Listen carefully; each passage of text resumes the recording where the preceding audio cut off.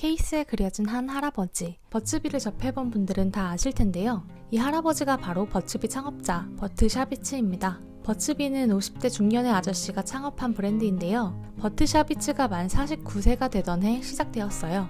버트는 1935년 뉴욕에서 태어나 학창시절을 보냈는데요. 그는 친구를 사귀는 것에 관심이 없었던 아이였어요. 친구들과 시간을 보내기보다 혼자 카메라를 가지고 노는 걸 좋아했대요. 버트는 독일 주둔 미군 부대에서 근무하기 시작했을 때부터 본격적으로 사진작가로 데뷔하게 되는데요. 1950년 무려 20년 가까이 사진작가로 활동하면서 유명한 잡지인 타임 라이프에 사진이 게재되기도 했고 1961년엔 존 F 케네디 취임사 사진도 찍었다고 합니다. 사진작가로 승승장구하던 1960년 TV가 본격적으로 확산되기 시작하면서 잡지, 신문 등의 인쇄산업은 점점 약화되기 시작했고 버트도 당시 도시 생활에 지치기 시작했어요. 아파트에서의 삶이 꼭 감옥 같다고 표현하기도 했어요. 그래서 그가 34살이 되던 1969년에 뉴욕에 있는 산장 호텔 몽크 마운틴 하우스에서 관리인 업종으로 바꾸게 됩니다. 그때부터 친구에게 양봉업을 취미로 배우기 시작했어요. 당시 자연에서의 삶은 그의 마음을 사로잡았고 본격적으로 귀농을 결정하게 되었어요. 몽크 호텔보다 더 조용하고 저렴한 곳을 찾아 귀농하게 되었고 본격적으로 양봉업자가 되었죠. 그때 친구에게 벌통 하나를 받았는데 하천에서 우연히 벌들을 발견했어요. 벌집 하나만 있어도 꿀을 팔 수 있다는 사실을 깨닫고 굳이 다른 직업을 갖지 않아도 된다고 생각했어요. 그의 벌집은 점점 늘어나기 시작했고 1년에 3,000달러를 벌게 되었어요. 딱 그가 먹고 살 음식을 살 수 있을 정도였지만 그는 규모를 늘릴 생각은 없었대요. 욕심 없이 원하는 것만 하면서 천천히 사는 삶을 원했거든요. 매해 가을 사냥철이 시작되기 전까지만 꿀을 팔았고 그마저도 주말에만 나가서 판매했다고 해요. 그렇게 10년의 시간 동안 양봉업자로 살던 중 1984년 49살의 록산 퀸비를 만납니다. 당시 그녀의 자동차가 고장나 히치하이킹을 했는데 버트 샤비츠가 그녀를 태워주면서 인연이 시작되었다고 해요.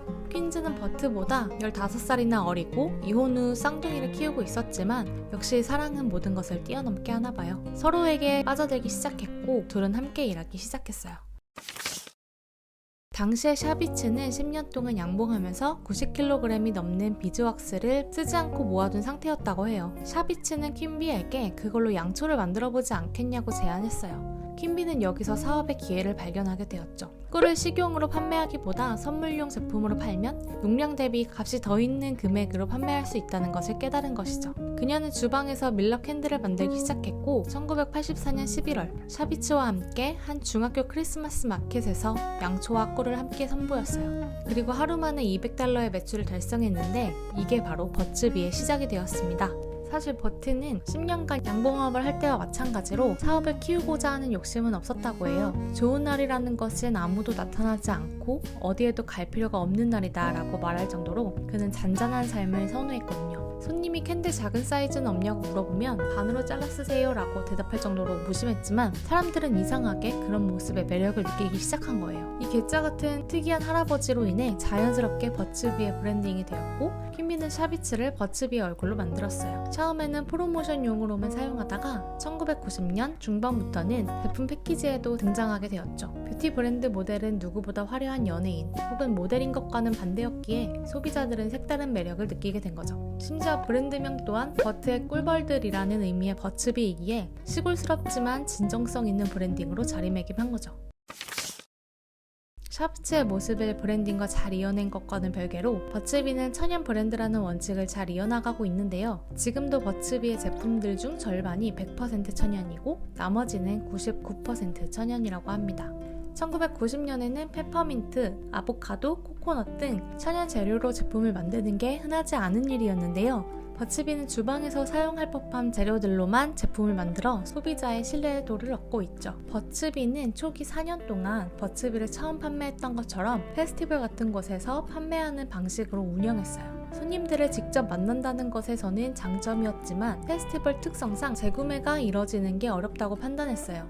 또한 이곳저곳에서 열리는 페스티벌을 모두 찾아다니는 것은 현실적으로 불가능했죠. 그래서 도매 납품으로 시선을 돌리게 됩니다. 1989년 매사추세츠에서 처음 참가하게 된 도매쇼에서 뉴욕의 럭셔리 부티크 조나에서 버츠비의 테디베어 양초를 몇십 개 주문했어요. 조나샵에 있던 양초가 사람들의 시선을 사로잡았고 버츠비의 테디베어 캔들은 날개 돋친 듯 팔렸어요. 입소문이나 이곳저곳에서 버츠비의 양수를 주문하기 시작했고 몇십 개를 넘어 몇백 개의 규모로 늘어나기 시작했어요. 이때부터 버츠비가 실질적으로 기업의 면모를 갖추어 나가기 시작합니다. 제대로 된 사무실을 갖추어 성장해 나갔고 1991년에는 버츠비가 공식적인 회사로 설립되었습니다.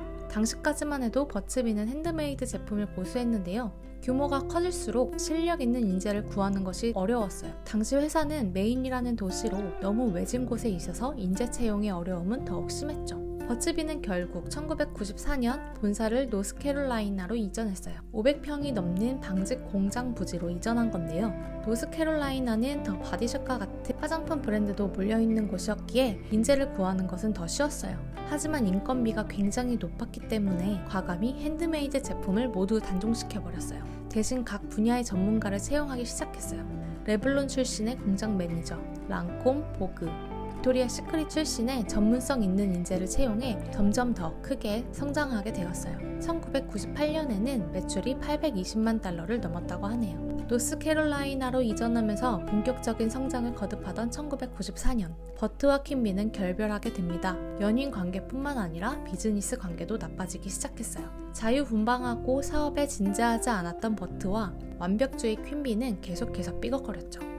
버트가 직원과 바람폈다는 사실이 알려지면서 그는 회사에서 나가게 되었습니다. 둘의 관계의 끝은 좋지 않았지만 버츠비는 계속해서 성장해 나갔습니다. 결국 2003년 버츠비 지분 80%는 AEA 홀딩스라는 투자 기업에 매각되었고 이후 크롤록스에서 버츠비를 1조 원 이상이 사들였어요. 버트는 사업에서 은퇴한 이후에도 처음과 같이 자연 속에서 생활하는 삶을 지속했고 2015년 80세에 세상을 떠나게 되었어요.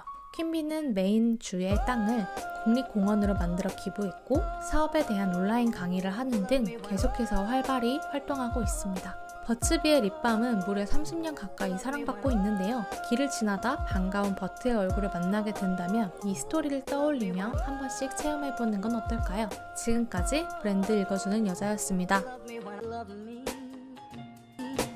Oh, I need someone to love me.